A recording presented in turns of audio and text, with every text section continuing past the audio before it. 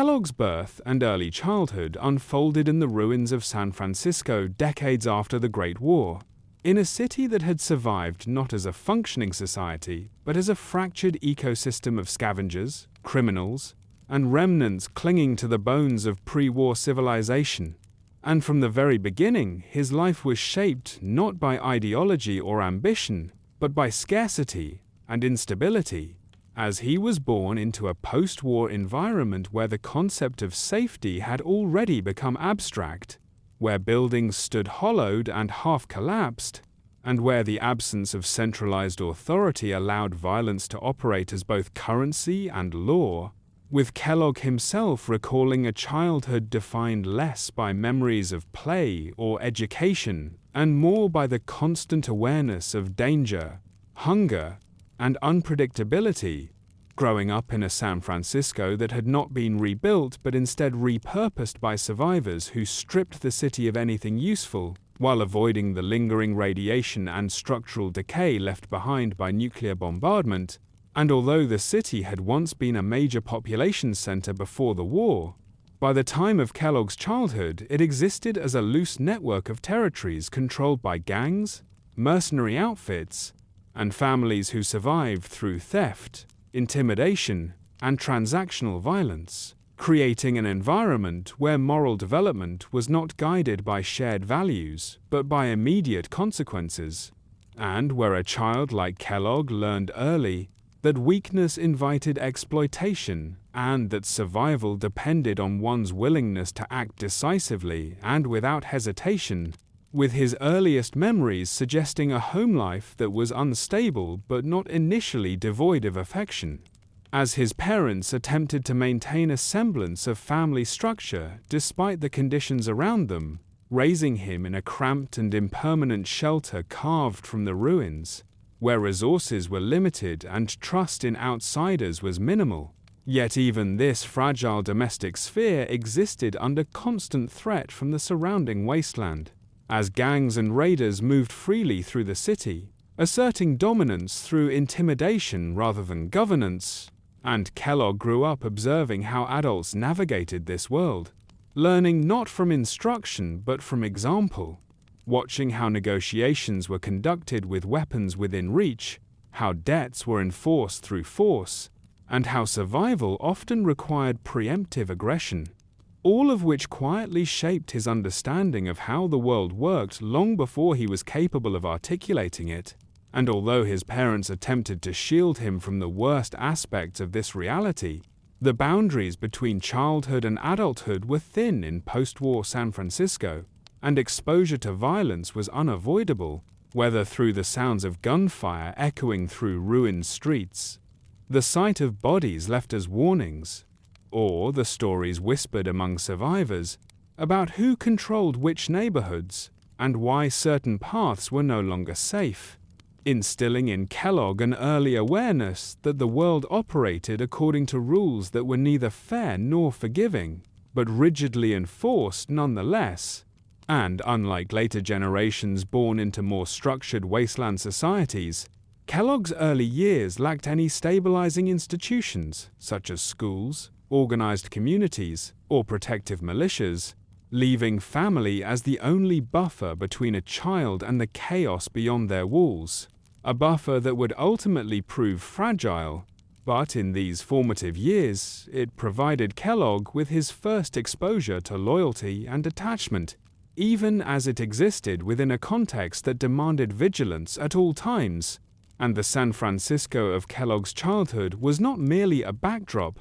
but an active force shaping behavior, as its geography of narrow streets, decaying high-rises, and scavenged infrastructure fostered ambushes and territorial disputes,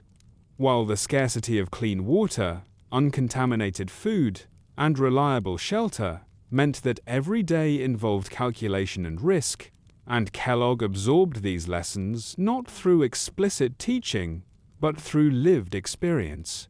learning to assess threats quickly, to recognize when compliance was safer than resistance, and to understand that violence was not always explosive or dramatic, but often quiet and efficient. carried out to secure resources or eliminate competition. And even at a young age, he demonstrated an ability to adapt emotionally to these conditions, developing a pragmatic outlook that prioritized survival over sentiment, an outlook that would later define his approach to life and work. And although he was not yet the mercenary he would become, the foundations of that identity were already forming in the way he perceived the world as transactional, where safety was temporary and trust was conditional, and where the absence of law did not mean the absence of order, but rather the presence of an order enforced by those willing to exert power. And Kellogg's early childhood memories, later accessed through his cybernetic implants, reveal no sense of nostalgia for a lost golden age, because for him the pre-war world was an abstract concept conveyed through decaying advertisements and forgotten terminals, not a lived reality, and thus his identity was not rooted in loss of civilization but in adaptation to its absence. Growing up in a world where the ruins were normal and the idea of peace was theoretical at best, and this distinction is crucial to understanding Kellogg as a character, because unlike figures who sought to rebuild or reform the wasteland, his formative years conditioned him to accept the world as it was, not as it should have been, and to operate within it accordingly, developing resilience rather than idealism. And by the end of his childhood,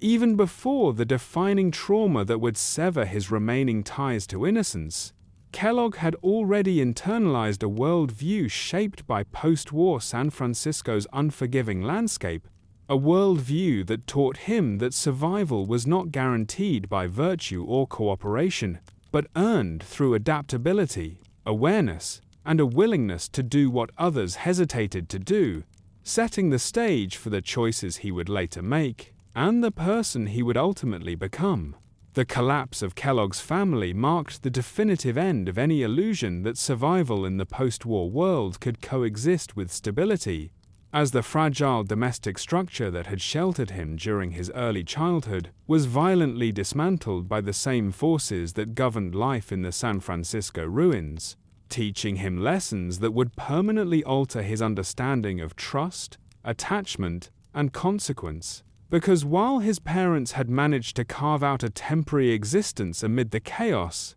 they were never insulated from the territorial violence that defined the region, and Kellogg's memories reveal that their downfall was not the result of random misfortune, but of an environment where survival was contingent on power, alliances, and reputation, elements his family lacked in sufficient measure. And when local criminals and extortionists began encroaching on their limited resources, the absence of institutional protection meant that resistance carried immediate and lethal consequences, exposing Kellogg at a formative age to the reality that good intentions and restraint were liabilities in a world governed by force. And the murder of his parents was not framed in his memory as an extraordinary tragedy, but as a brutal inevitability, a natural outcome of existing without leverage in a system where lives were weighed against utility, and this event became the defining rupture in Kellogg's psychological development, as it stripped away the last remnants of childhood dependence and replaced them with a stark understanding that no one was coming to help, that grief had no practical value, and that survival now rested entirely on his own capacity to endure and adapt. And in the immediate aftermath of their deaths, Kellogg was thrust into a reality where he had to fend for himself, navigating a city that no longer held even the pretense of safety, relying on instincts sharpened by observation rather than experience, scavenging, avoiding threats, and learning through trial and error which risks were survivable and which were not. And it was during this period that the first true lessons of survival took hold, as hunger and exposure became constant pressures that forced rapid maturation, eliminating the possibility of hesitation or moral deliberation, because each decision carried tangible consequences that could mean injury or death, and Kellogg learned that emotional responses such as fear or sorrow had to be suppressed in favor of situational awareness and decisiveness, a psychological adjustment that did not erase his grief but buried it beneath a growing layer of emotional detachment. And as he moved through the ruins alone, he encountered others, like himself, orphans and drifters hardened by loss, some of whom formed temporary alliances based on mutual benefit rather than trust, reinforcing the idea that relationships were transactional and fleeting, dissolving the moment circumstances changed. And Kellogg absorbed these dynamics quickly, understanding that loyalty existed only so long as it aligned with survival, and that dependence was dangerous because it created vulnerabilities others could exploit. And through these early interactions, he began to recognize patterns in human behavior, learning how desperation drove cruelty, how power was asserted through intimidation, and how violence was often preemptive rather than reactive, lessons that would later inform his efficiency as a mercenary. And unlike individuals who experience trauma later in life and struggle to reconcile it with prior stability, Kellogg's loss occurred early enough that it did not shatter an established moral framework, but instead completed its formation, finalizing a worldview in which the world was fundamentally hostile, and fairness was a myth propagated by those who could afford to believe in it. And this shift was not accompanied by rage or a desire for revenge, but by a cold acceptance that survival required adaptation rather than resistance. And as he grew older within this environment, Kellogg learned to value competence above all else, observing that those who survived longest were not necessarily the strongest or the most ruthless, but the most pragmatic, the ones who understood when to fight, when to submit, and when to disappear, and this understanding shaped his approach to every subsequent phase of his life. As the loss of his family taught him that emotional attachment created exploitable weaknesses, and that survival demanded self-reliance and an unwillingness to hesitate when action was required. And these lessons, forged through loss rather than instruction, became deeply embedded in his identity, influencing his decisions long after he left San Francisco behind. And while he would later describe this period with a detached clarity, devoid of sentimentality, the memories themselves reveal the psychological cost of such early trauma, as the suppression of grief did not eliminate it, but transformed it into a quiet, persistent force that hardened his outlook and narrowed his emotional range, ensuring that while he would continue to function, adapt, and succeed in increasingly violent roles, the capacity for genuine vulnerability and connection would steadily erode, beginning with the collapse of his family and solidifying through the harsh survival lessons learned in their absence, lessons that taught him that the world did not reward mercy, that weakness invited destruction, and that survival was not a right, but an outcome earned through relentless adaptation to a broken and unforgiving reality. Entering the world of mercenaries and contract killing was not a dramatic turning point in Kellogg's life, but a gradual and almost inevitable progression from the survival strategies he had already internalized, as the skills he developed while living alone in the ruins of San Francisco translated naturally into a profession where violence was not only accepted but compensated, and where the same principles that governed daily survival now operated within a structured, if brutal, economic system. Because as Kellogg aged out of adolescence and into early adulthood, the informal work available to someone with no family ties, no property, and no allegiance to any territory was limited, and the wasteland offered few legitimate paths upward for individuals shaped by its harshest conditions. And Kellogg learned quickly that the same traits that kept him alive, situational awareness, emotional detachment, and a willingness to act decisively, were in demand among criminal networks and mercenary outfits that required disposable, yet reliable operatives. And his initial involvement was likely peripheral, consisting of small tasks, such as acting as armed backup, enforcing debts, guarding contraband, or assisting in raids, jobs that did not yet require him to see himself as a killer but nonetheless acclimated him to the presence of organized violence. And through these early engagements he observed how mercenary groups operated, noting the hierarchy, the emphasis on reputation, and the unspoken rules that governed payment and retaliation, learning that reliability was valued above loyalty, and that failure to complete a job was often punished more harshly than excessive brutality. And, as he proved himself capable and unflinching, Kellogg was entrusted with increasingly direct roles, eventually transitioning into contract killing, where the objective was not intimidation or enforcement, but elimination. And this transition did not come with ceremony or moral struggle, because by this point in his life, violence was already normalized as a tool, and the distinction between killing to survive and killing for payment was a matter of context rather than ethics. And Kellogg's memories reflect a pragmatic acceptance of this reality, as he framed his work not as murder, but as labor, a service rendered in exchange for resources that ensured his continued survival. And within this world, he encountered a diverse range of clients and employers, from local power brokers and gang leaders to mercenary companies operating across broader territories, each with their own objectives and justifications, exposing him to the fragmented political landscape of the post-war West Coast, where authority was decentralized and contested. And through these interactions, Kellogg refined his understanding of human motivation, learning how fear, greed, and insecurity drove behavior, and how contracts were often born from personal vendettas or struggles for control rather than any coherent ideology, reinforcing his belief that ideals were luxuries afforded only by those insulated from consequence.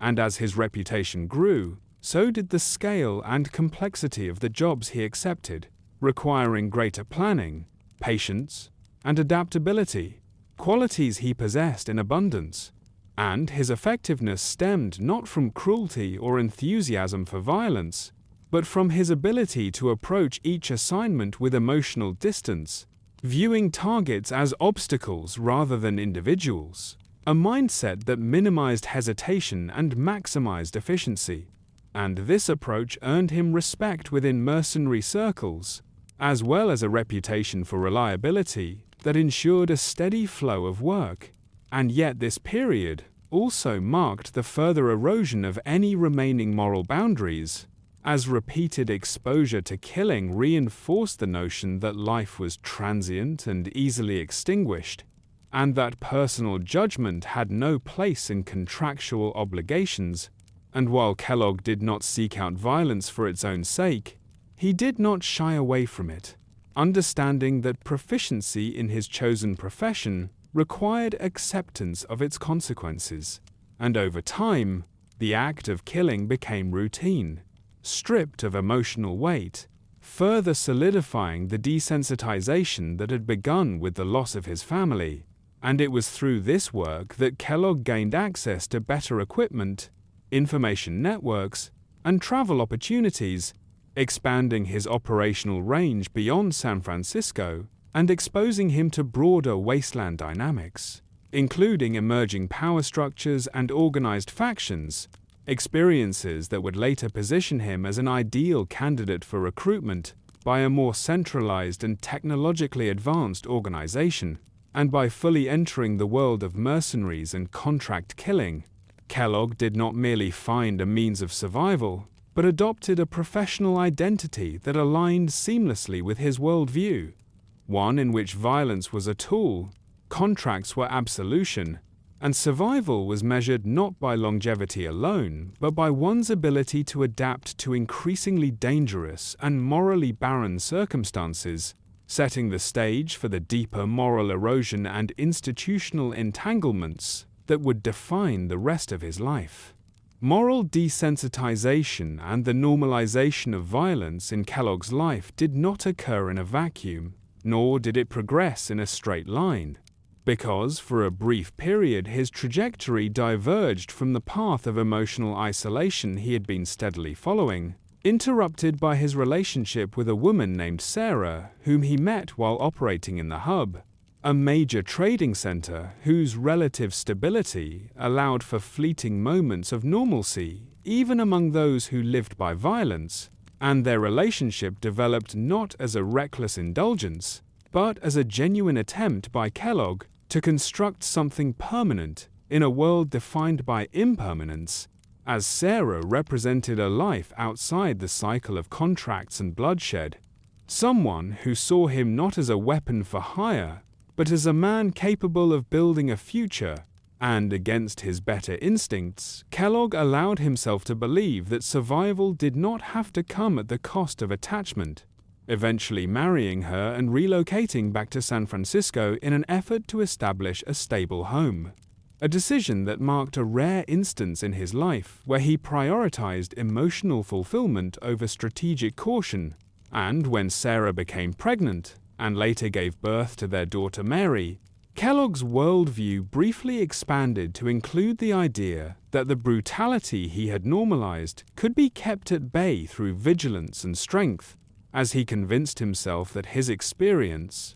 reputation, and willingness to kill if necessary would be sufficient to protect his family, revealing that despite years of violence he still clung to the belief that control could be exerted over fate through force. But this belief was violently dismantled when unknown assailants targeted his family in retaliation for actions tied to his mercenary past, locating them not through chance but through deliberate intent, demonstrating that the violence Kellogg had treated as transactional was neither contained nor forgetful, and the murder of Sarah and Mary was not merely an act of retribution but a message, compounded by the cruelty of mocking Kellogg over their deaths, stripping away any remaining illusion that violence could be compartmentalized, or that loved ones could remain untouched by its consequences. And this second loss was psychologically distinct from the first, because, unlike the collapse of his childhood family,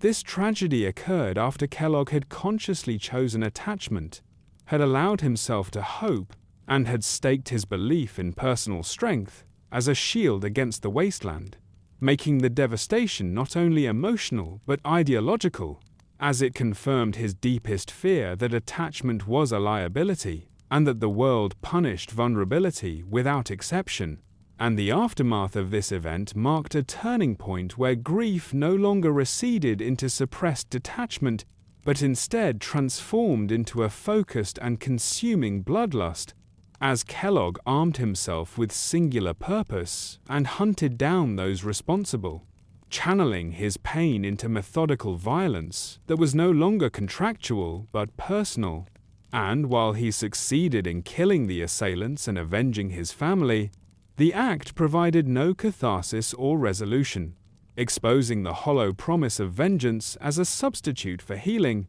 And rather than restoring balance, it entrenched his emotional numbness further, leaving him more fractured than before, as the normalization of violence reached its final stage, no longer justified solely as a means of survival or employment, but accepted as the default response to loss, betrayal, and injustice. And from this point forward, Kellogg's moral framework calcified around the belief that violence was inevitable, intimacy was temporary, and mercy was self-deception,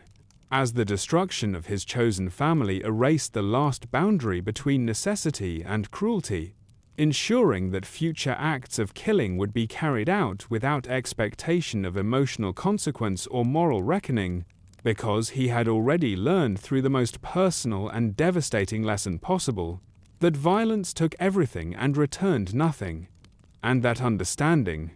rather than breaking him outwardly, hollowed him internally, producing the emotionally barren and ruthlessly efficient operative who would later find purpose not in belonging or rebuilding, but in obedience to structure, authority, and contracts that demanded nothing of him beyond continued survival in a world he no longer expected to offer meaning. As Kellogg continued operating in the years following the loss of his wife and daughter, his work began to intersect with increasingly organized forms of power that differed from the loosely structured gangs and mercenary crews of his earlier career, exposing him to entities that operated with longer-term objectives, clearer hierarchies, and a greater capacity for influence across large territories. And these encounters marked a subtle but important shift in the nature of his assignments. As clients were no longer solely individuals seeking revenge or local dominance, but representatives of emerging organizations attempting to consolidate control in a fractured post-war landscape. And through these jobs, Kellogg gained first-hand exposure to how power functioned beyond brute force, learning that violence was most effective when applied selectively in service of broader strategic goals, rather than as an end in itself. And his reliability and emotional detachment made him a valuable asset in these contexts, as he demonstrated an ability to follow directives without questioning intent or outcome, a trait that set him apart from less disciplined mercenaries who allowed personal motivations to interfere with execution. And while the specific identities of many of these early organizations remain undefined in the historical record, Kellogg's memories indicate that they possessed greater resources, better intelligence networks, and a more systematic approach to control than the gangs he had previously encountered, suggesting the presence of proto-factional structures that prefigured later dominant powers. And through repeated exposure to these systems, he developed an appreciation for order imposed through authority rather than chaos enforced through fear, recognizing that structured power offered predictability, efficiency, and a reduction in unnecessary risk for those who served it competently. And this realization further eroded any lingering resistance he might have had to operating as a tool rather than an independent actor, as the clarity of purpose provided by organized employers appealed to his desire to minimize emotional engagement and uncertainty. And as he accepted contracts that required coordination with other operatives, long-term surveillance, and precision strikes rather than spontaneous violence, Kellogg refined his operational discipline, becoming adept at gathering intelligence, maintaining anonymity, and executing objectives with minimal collateral disruption.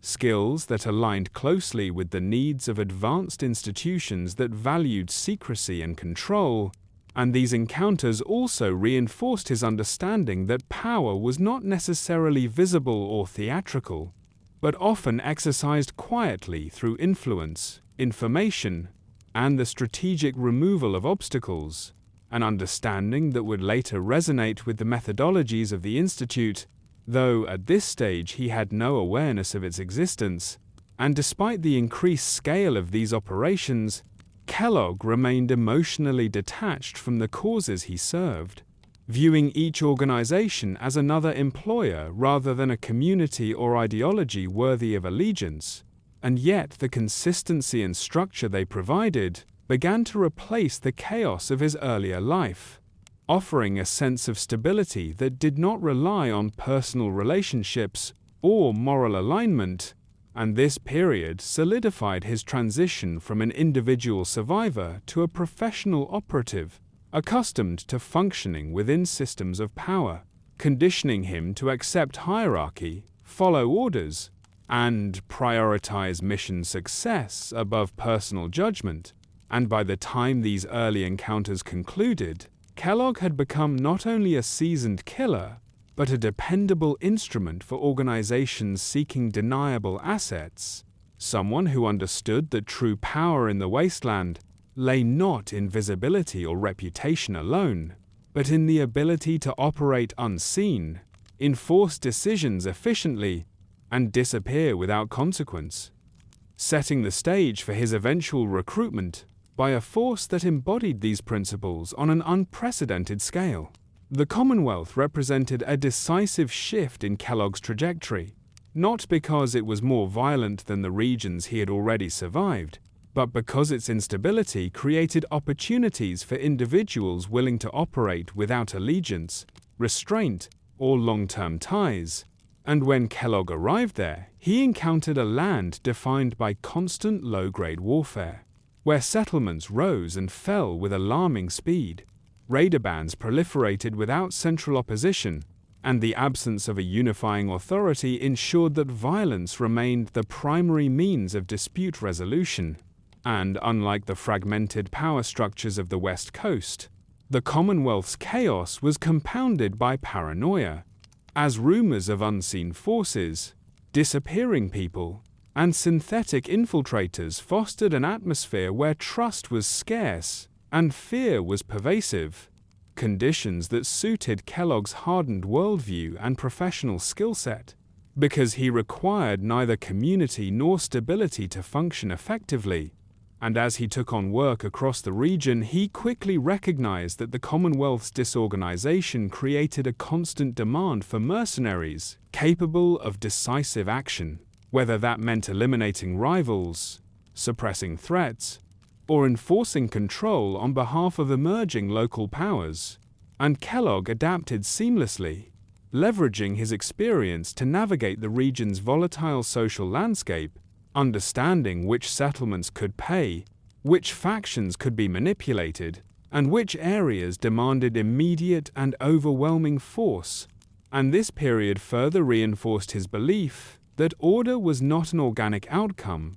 but something imposed through sustained violence, as he observed that attempts at cooperation or mutual defense routinely collapsed under pressure, leaving power vacuums filled by the most aggressive actors. And Kellogg thrived in this environment not because he enjoyed its brutality, but because it aligned with his expectations of how the world functioned, offering clarity where others saw only despair. And, through repeated contracts, he became intimately familiar with the Commonwealth's geography, supply routes, and population centers, knowledge that increased his value as an operative and allowed him to move with confidence through contested territory. And as his reputation grew, so did the scale of his assignments, drawing the attention of more influential employers who recognized his utility as both an enforcer and a problem solver. And yet, despite his effectiveness, Kellogg remained fundamentally disconnected from the people and places around him, viewing the Commonwealth not as a home but as a theater of operations, where survival depended on adaptability and foresight rather than belonging. And the region's persistent instability served as a constant reminder of the futility of rebuilding efforts driven by idealism rather than force, reinforcing his conviction that the wasteland rewarded pragmatism over hope. And it was within this environment of opportunity and bloodshed that Kellogg's path finally intersected with an organization that embodied the principles he had come to accept, one that observed from the shadows, valued control over visibility, and required operatives capable of executing its will without hesitation or remorse, making the Commonwealth not merely another stop in his journey, but the proving ground that led directly to his eventual alignment with the Institute. Kellogg's first contact with the Institute did not occur through revelation or recruitment in the conventional sense, but through a carefully controlled approach that reflected the organization's preference for secrecy, evaluation, and calculated risk, as he was identified not for his loyalty or ideology, but for his demonstrated effectiveness, discretion, and ability to operate independently in hostile environments. And when the Institute initiated contact, it was done indirectly, through intermediaries and assignments that tested his reliability and compliance without exposing the true nature of his employers, ensuring that he could follow instructions precisely without demanding context or justification. And Kellogg, accustomed to opaque contracts and employers who preferred to remain unseen, accepted these terms without resistance, viewing the arrangement as an extension of the professional relationships he had already cultivated. And over time, the nature of the work shifted subtly, becoming more precise, more technically complex, and increasingly focused on intelligence gathering, retrieval, and targeted elimination rather than overt force, signaling to Kellogg that his employer possessed resources and objectives beyond those of any faction he had previously served. And when the Institute finally revealed itself, it did so not as a benevolent authority or ideological movement, but as a technologically superior organization operating beneath the Commonwealth, one that framed its goals in terms of long-term stability, scientific progress, and control, concepts that resonated with Kellogg not on a moral level but on a practical one, because the Institute offered structure, consistency, and a clear hierarchy, eliminating the unpredictability that had defined his earlier work, and the terms of employment reflected this philosophy, as Kellogg was not asked to believe in the Institute's vision or participate in its internal politics, but simply to act as its surface operative, executing assignments that required his experience and detachment, while remaining isolated from the organization's broader membership, a role that suited him perfectly, as it demanded competence rather than conviction, and in exchange the Institute offered unparalleled support, including advanced equipment, intelligence, and long-term compensation, as well as protection from the consequences that typically followed a mercenary's actions. And Kellogg recognized immediately that this relationship differed fundamentally from any he had previously experienced, as the Institute's reach extended beyond local power struggles, allowing it to shape events across the Commonwealth without exposing itself. And while he did not fully grasp the scope of its ambitions, he understood that aligning with such an organization would provide him with stability and purpose without requiring emotional investment, and the absence of moral scrutiny or personal judgment from his employers further reinforced his willingness to accept their authority, as the Institute viewed him not as a liability or a monster, but as a necessary instrument, and this mutual understanding formed the foundation of their relationship, with Kellogg trading autonomy for security and longevity, and the Institute gaining a reliable operative capable of acting decisively in a world it preferred to observe from a distance, marking the beginning of a partnership that would redefine Kellogg's role in the wasteland and bind his fate to the organization's most consequential actions. The decision to subject Kellogg to cybernetic enhancement was presented by the Institute not as a philosophical experiment but as a practical solution to a logistical problem,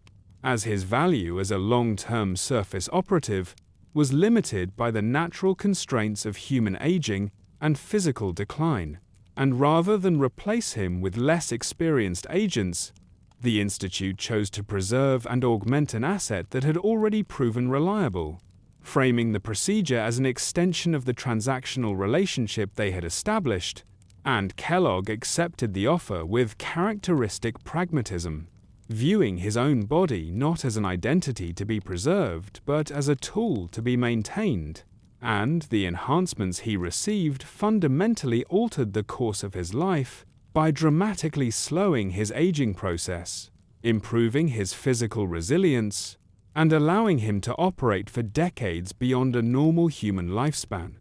effectively suspending him in a state of prolonged functionality that separated him from the passage of time experienced by those around him. And while the Institute likely justified the procedure internally as a means of maximizing efficiency, its consequences for Kellogg were profound, as the extension of his life removed even the abstract endpoint that had once framed his actions, replacing the expectation of eventual decline with an open-ended future defined by continued service, and this shift further deepened his emotional detachment, as relationships, already fraught with loss, became increasingly untenable when measured against his unnatural longevity, reinforcing his tendency to view human connection as temporary and expendable. And although the cybernetic implants enhanced his operational capabilities, they also served as a constant physical reminder of his dependence on the Institute, binding his survival to their continued support and maintenance. And in this way, his autonomy was subtly eroded, as the line between employment and ownership became increasingly blurred. And yet Kellogg did not resist this loss of independence, because the arrangement aligned with his existing worldview, offering him purpose without vulnerability and longevity without the burden of rebuilding a life. And over time, the suspension of aging altered his perception of history and consequence. As decades passed, with little visible change to himself, while the Commonwealth evolved, settlements rose and fell, and new generations emerged, leaving him psychologically isolated from the world he inhabited. A man out of time whose continued existence was defined not by personal growth or renewal, but by repetition and duty. And this temporal dislocation further normalized violence for him, as killing became detached not only from morality but from chronology, another task performed across eras that blurred together in memory. And while the Institute viewed the procedure as a success, extending the usefulness of a critical asset, it also ensured that Kellogg's humanity would continue to erode, as the suspension of aging removed the natural pressures that force individuals to confront mortality, legacy, and change, leaving him trapped in a prolonged present where survival was guaranteed but meaning remained elusive, setting the stage for his complete transformation into the Institute's enduring and emotionally barren instrument on the surface. Kellogg's role as the Institute's primary surface operative transformed him from a skilled mercenary into a weaponized extension of an organization whose reach extended far beyond the visible Commonwealth. And in this capacity, he was entrusted with tasks that demanded absolute precision, discretion, and unwavering loyalty to instructions, functioning as the Institute's interface with a chaotic world that remained largely unaware of the organization's existence.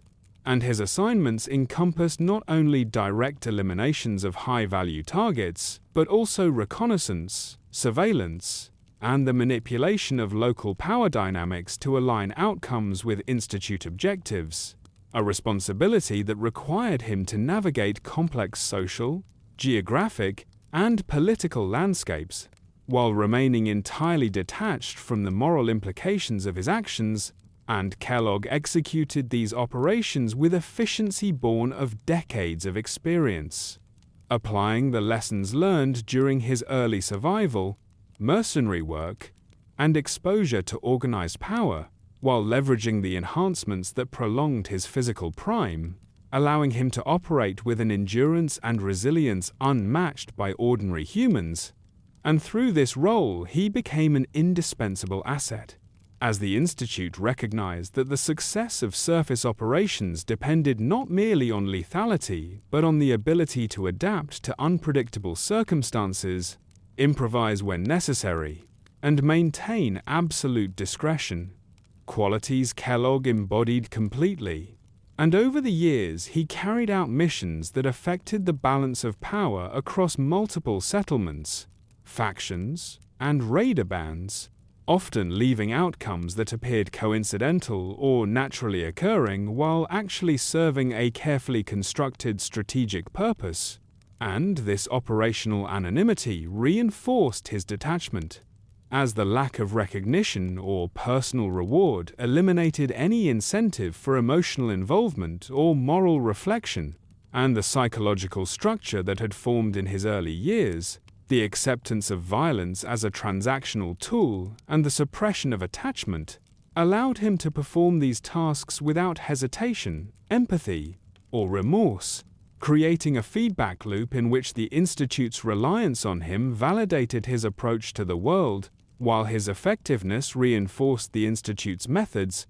And in performing these assignments, Kellogg became intimately familiar with the full spectrum of Commonwealth instability, including the constant threat of raider incursions, the fragility of settlements, and the power struggles among emerging factions, knowledge that made him both a stabilizing and destabilizing force depending on the Institute's needs. And yet, despite his centrality to these operations, he remained isolated by design, maintaining minimal contact with outsiders and avoiding attachments that could compromise missions. ensuring that his effectiveness was preserved at the cost of personal connection, and it was within this role that Kellogg honed the combination of physical capability, strategic calculation, and emotional detachment that defined his identity, a combination that allowed him to execute the Institute's will across decades of surface operations, with a consistency and ruthlessness that elevated him above all other operatives, while simultaneously reinforcing the psychological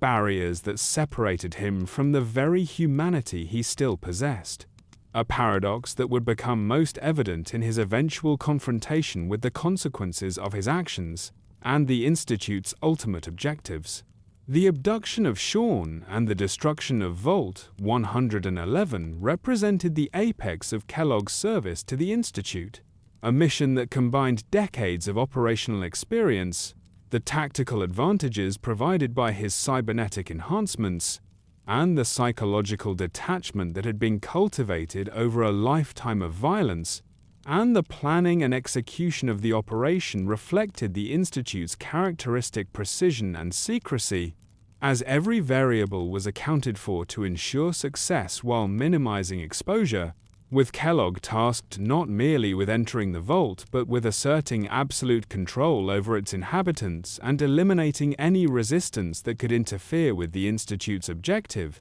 and the operation required both strategic foresight and improvisation, as Vault 111 security systems and resident population demanded careful navigation to achieve the abduction of a single infant without creating collateral risk that might compromise the mission, and Kellogg approached the task with the efficiency he had demonstrated across decades of surface assignments, deploying measured force to neutralize personnel, suppress alarms, and secure the target, while his physical enhancements allowed him to act with speed and endurance far beyond that of any ordinary human, ensuring the rapid completion of the operation. And yet, despite the professional success of the mission, the human consequences were profound, as the Vault's residents were subjected to trauma, death, and fear, outcomes that Kellogg neither mitigated nor lamented, because his detachment rendered him incapable of viewing these individuals as anything other than obstacles or variables within the larger strategic equation,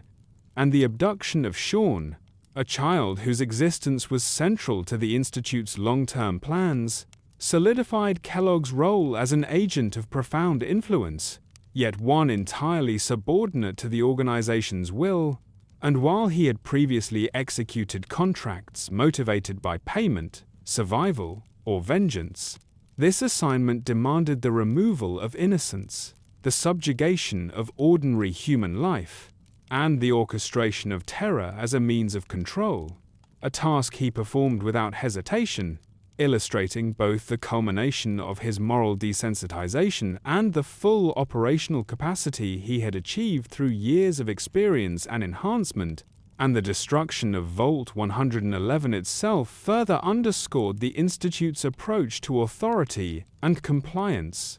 as it demonstrated that institutional objectives took precedence over all human considerations, and Kellogg acted as the fulcrum of that principle, executing policy with the precision of a machine while retaining the awareness of a human trained over decades to function as a weaponized instrument, and the aftermath of the operation left the Commonwealth forever altered,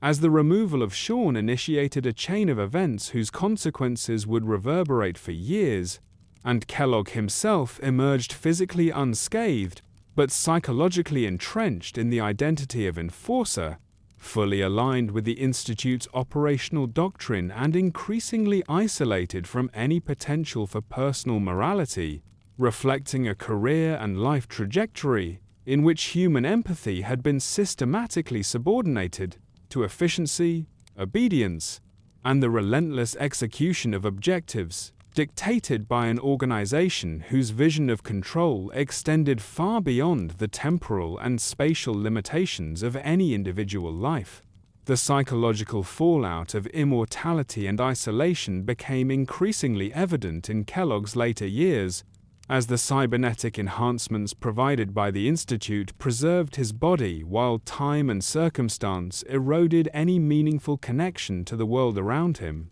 And this prolonged existence created a unique form of dislocation, because while decades passed across the Commonwealth, settlements rose and fell, factions emerged and collapsed, and entire generations were born and died, Kellogg remained largely unchanged, physically and operationally bound to the Institute's objectives, yet disconnected from the evolving human landscape, and the effects of this temporal isolation compounded the emotional detachment that had been cultivated since his earliest traumas, reinforcing a sense of separation not only from the people he encountered, but from the passage of life itself, as he witnessed relationships, families, and communities form and dissolve while he remained outside their continuity, unable to participate except as an agent of violence or enforcement, and while his mind retained clarity,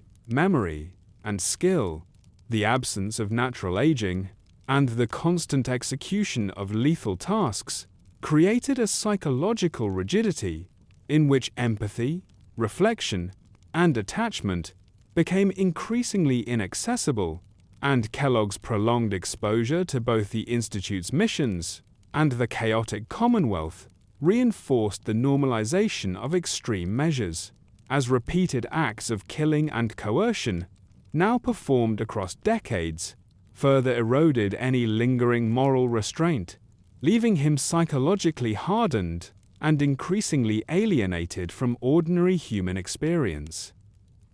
And this disconnection manifested in subtle ways, from the casual calculation of life and death, to the absence of internal conflict when making decisions that would affect others, because the repetition of violence over time had rendered it procedural, predictable, and necessary, divorced from the emotional resonance it might evoke in less experienced or less augmented individuals. And while the Institute's objectives provided structure, purpose, and reason, they also insulated him from consequence in ways that intensified his isolation, as successes were measured not in human terms, but in operational efficiency, further abstracting him from ordinary social and moral frameworks. And the cumulative effect of these decades of service was a form of existential stasis, in which Kellogg's body and capabilities were preserved, but his inner life narrowed into a series of mechanistic responses, a state in which survival, mission, completion, and obedience replaced curiosity, attachment, or emotional growth, and this stasis left him uniquely capable, yet uniquely hollow, a figure whose longevity and proficiency were inseparable from the psychic costs imposed by isolation, detachment, and the suspension of natural human processes. And it was within this context that Kellogg operated on the surface of the Commonwealth, an enduring enforcer whose presence shaped events while remaining fundamentally disconnected from the evolving human world, a living instrument of an organization whose designs transcended both time and empathy, illustrating the profound psychological consequences of extended life paired with unrelenting obligation. Relationships, detachment, and the failure of human bonds became defining features of Kellogg's existence as the decades of service and personal trauma compounded, reinforcing patterns established during his early life and solidified through the loss of his wife and daughter, as the combination of professional detachment, cybernetic enhancement, and extended longevity created conditions in which meaningful human connection was not only rare, but functionally impossible. And while Kellogg was capable of superficial interaction, whether to gather intelligence, negotiate with local powers, or maintain operational cover,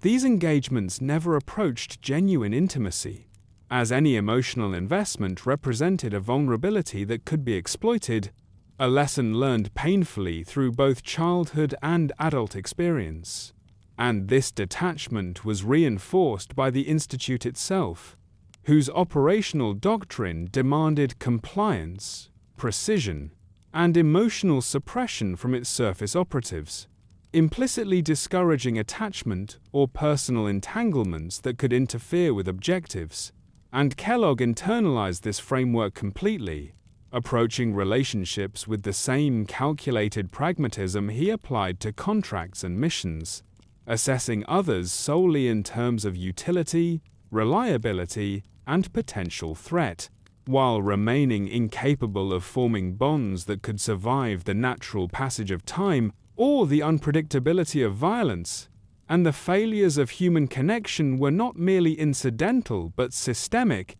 as each loss, first his family, then acquaintances, and ultimately the social isolation enforced by the Institute, taught him that attachment carried consequences too severe to risk, resulting in a self-reinforcing cycle in which emotional suppression became both protective and corrosive, enabling survival while steadily eroding empathy, compassion, and the capacity for trust. And the cumulative effect of these conditions transformed his inner life into one defined by control, calculation, and necessity, leaving little room for reflection, remorse, or genuine engagement with the world around him. And although he occasionally experienced fleeting glimpses of desire for companionship, understanding, or affirmation, these impulses were quickly subordinated to operational priorities, reinforcing the pattern of functional interaction devoid of emotional depth.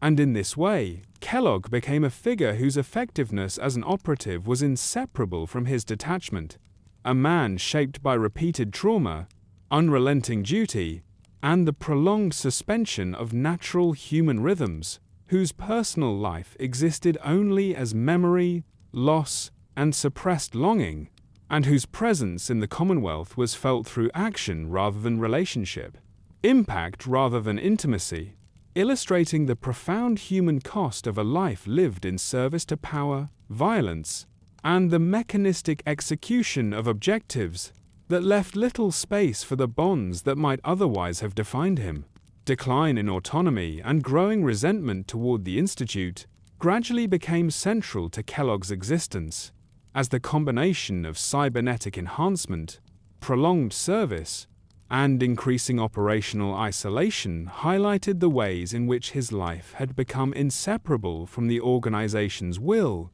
And although he had initially accepted his role as a surface operative out of pragmatism and professional alignment, the decades of obedience, coupled with the unnatural suspension of aging, gradually transformed compliance into confinement, revealing the limitations of a life entirely directed by another entity. And Kellogg began to recognize that every decision, every movement, and every assignment was orchestrated to serve the Institute's strategic goals rather than his own, leaving him effective yet dependent, empowered yet constrained, and capable yet unable to exert true control over his circumstances. And this realization fostered a simmering resentment, not born of moral objection but from the recognition that his autonomy had been systematically eroded over decades of service, with each successful mission simultaneously reinforcing his indispensability and his entrapment. And while he could execute tasks that no ordinary human could, the very traits that made him valuable also ensured that he remained tethered to the Institute's objectives, unable to redirect his skills toward independent purposes without immediate consequence. And this tension between capability and captivity became increasingly apparent as he observed the passage of time across the Commonwealth, witnessing generations rise and fall while he remained unchanged, bound to a system whose rewards were measured in utility and compliance rather than freedom or fulfillment. And the cognitive dissonance created by this imbalance fueled a quiet but persistent frustration, as Kellogg understood that the very enhancements that preserved him also served as instruments of control, limiting his potential for personal agency and reinforcing dependence on the organization he simultaneously served and resented.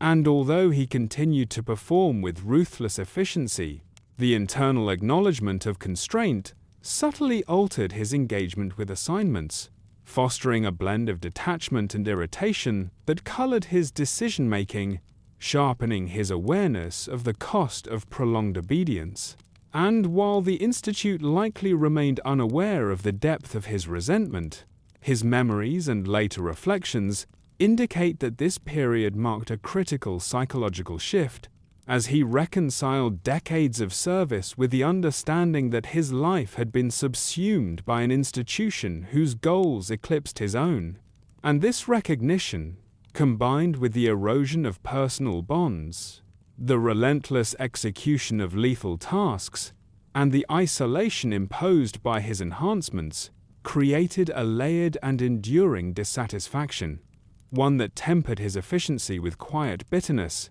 setting the stage for both his eventual confrontation with the limits of his role and the subtle undercurrents of defiance that would surface in the final phases of his life and operational career. Final operations, paranoia, and the path to Fort Hagen marked the closing chapter of Kellogg's long and violent career. As decades of service, the cumulative weight of personal trauma, and the isolation imposed by cybernetic enhancement converged to create a heightened state of vigilance and suspicion that shaped every decision he made. And by the time he undertook what would become his last major assignments for the Institute, Kellogg had internalized a worldview in which threats could emerge from any direction, allies were always potential liabilities, and the balance between survival and mission completion demanded constant attention, because years of operating in the chaotic Commonwealth had demonstrated repeatedly that unpredictability was the only consistent factor. And even within the structured hierarchy of the Institute, Kellogg recognized that oversight, hidden agendas, and unseen variables could compromise objectives, reinforcing an almost obsessive focus on preparation, control, and the elimination of uncertainty. And this hypervigilance informed his approach to Fort Hagen, a location of strategic importance that required both the subtlety of infiltration and the capacity for overwhelming force. As he navigated security systems, patrol patterns, and environmental hazards with the precision of an operative conditioned by decades of lethal assignments, and his paranoia, though grounded in experience, was compounded by the recognition that his cybernetic enhancements and extended lifespan had set him apart from ordinary humans, making him a target for both those who might wish to exploit him and those who feared his capabilities. A dual awareness that heightened his sense of isolation while reinforcing his reliance on preemptive action. And as he executed final operations in the region, Kellogg applied every skill he had acquired over a lifetime of mercenary work, institute assignments, and survival in the post-war world, integrating tactical knowledge, intelligence gathering, and calculated aggression to ensure success while minimizing risk. And yet, even as he accomplished these tasks with clinical efficiency, the psychological toll of years of detachment, repeated trauma, and the suspension of natural aging manifested in subtle but persistent ways, including hyper-awareness of potential betrayal, obsessive attention to detail, and a rigid structuring of actions to account for every conceivable contingency. And this combination of expertise and paranoia ensured that Kellogg remained a singularly effective operative, while simultaneously isolating him further from human connection or emotional reprieve, as trust became not a matter of judgment, but of probability. And every interaction, alliance, or negotiation was filtered through the lens of survival and mission fidelity, reinforcing patterns established decades earlier, but intensified by the extended temporal scale of his existence. And as he approached Fort Hagen, these compounded factors shaped both his operational decisions and his psychological state, resulting in a figure simultaneously unstoppable and unapproachable, a man whose experience, skill, and enhancements were inseparable from the vigilance and suspicion that defined his final path. and this convergence of operational mastery and internalized paranoia would dictate the outcomes of his remaining actions, ensuring that Kellogg's final phase was conducted with both precision and a profound, isolating awareness of the precariousness of life in the Commonwealth, even for one as lethal and enduring as he had become. Death, memory, and Kellogg's lingering influence on the Commonwealth represent the final contours of a life defined by violence, obedience, and the suspension of normal human limitations, as his demise at the hands of the sole survivor did not erase the effects of decades spent shaping events from the shadows. And although his physical presence was extinguished, the outcomes of his actions, from the abduction of Sean to the execution of Institute objectives across the Commonwealth, continued to ripple outward, affecting the trajectories of settlements, factions, and individual lives in ways that were subtle yet profound. And the memories embedded in his cybernetic implants ensured that the record of his experience, skill, and operational methodology persisted as both a resource and a cautionary example, illustrating the capabilities of a human augmented beyond natural limits, while also exposing the psychological cost of a life wholly devoted to service, survival, and violence. And even in death, Kellogg's influence was evident in the structural and social consequences of his work, as settlements that had been destabilized or controlled through his assignments continued to operate under patterns of fear, dependence, or disarray, reflecting the imprint of an operative who had acted decisively and without moral hesitation. And the personal dimension of his legacy, the loss of family, the suppression of attachment, and the internalization of trauma, offered a cautionary lens through which future observers could interpret the human cost of prolonged exposure to violence and institutional control, revealing that effectiveness in the wasteland often came at the expense of identity, empathy, and the capacity for genuine human connection. And while the sole survivor's confrontation with him served as the literal conclusion of his life, it also functioned symbolically, exposing the consequences of decades of obedience, detachment, and moral desensitization,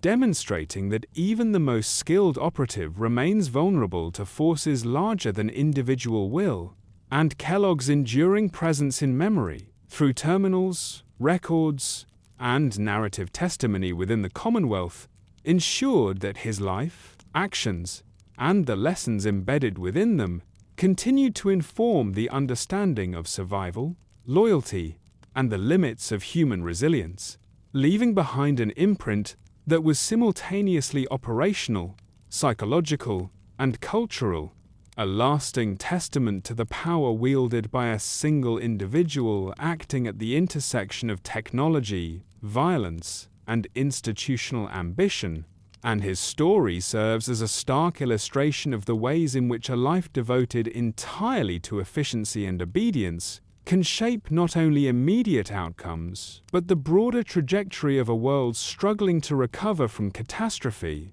ensuring that Kellogg's presence, though physically terminated, would echo throughout the Commonwealth for generations, both in the tangible consequences of his missions and in the cautionary narrative of a man who became both instrument and victim of the forces he served so completely.